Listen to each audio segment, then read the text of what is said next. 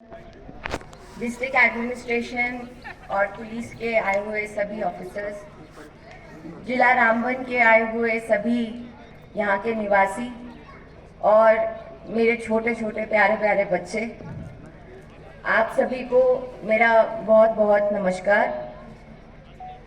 आज सबसे पहले तो मैं डिस्ट्रिक्ट एडमिनिस्ट्रेशन का शुक्रिया करती हूँ कि उन्होंने नेशनल वोटर्स डे और बेटी बचाओ बेटी पढ़ाओ के थीम पे जो आज ये कार्यक्रम किया है और हमारी छोटी छोटी बच्चियों को फेलिसिटेट किया है।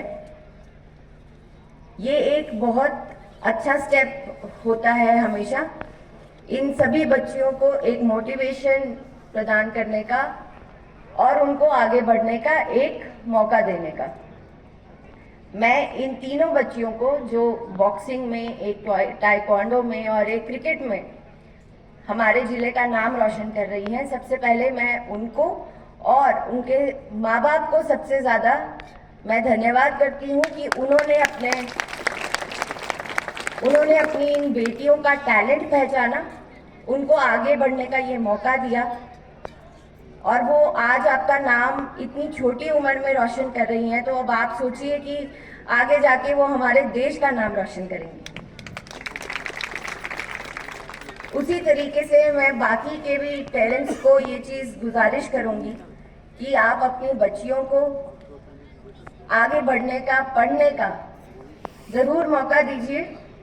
ये चीज़ कभी मत सोचिए कि बेटियां जो है वो पराया धन है, कल को कहीं और चली जाएंगी।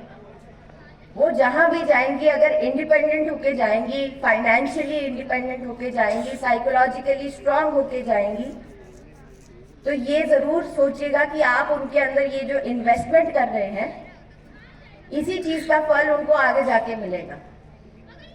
यहाँ पे एक बारी मेरी डीसी साहब से बात हो रही थी तो उन्होंने कहा कि बच्चों का ड्रॉप आउट रेट बहुत ज्यादा है, लिटरेसी रेट बहुत कम है।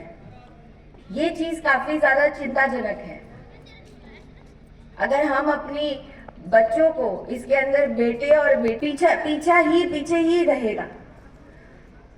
वो बिल्कुल सही बात कही जाती है कि जहां पर जिस घर में शिक्षा आ जाती है वो परिवार पूरा का पूरा डेवलप हो जाता है।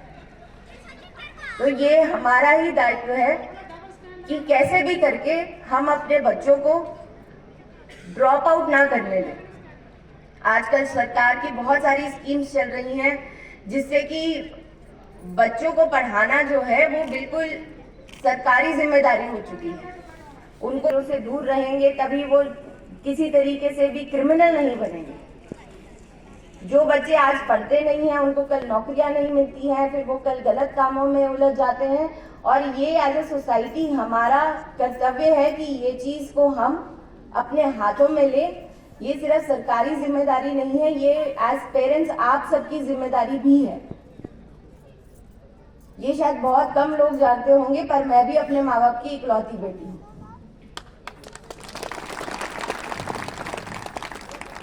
अगर वो मुझे पढ़ा के एक आईपीएस बना सकते हैं तो मैं यहाँ पे जब इन बच्चों के अंदर ये टैलेंट देखती हूँ तो मुझे लगता है कि ये बच्चे तो आज ही इतनी छोटी उम्र में टैलेंटेड हैं, कल को इनको जब ये मौका दिया जाएगा, इनको पढ़ाई दी जाएगी, इनको एक्स्ट्रा करिकुलर एक्टिविटीज में इनको पार्टिसिपेट करने के लिए दिया जाएगा, स्पोर्ट्स में अगर इनको आगे बढ़ाया जाएगा तो ये कल को कितना नाम रोशन करेंगे हमारा।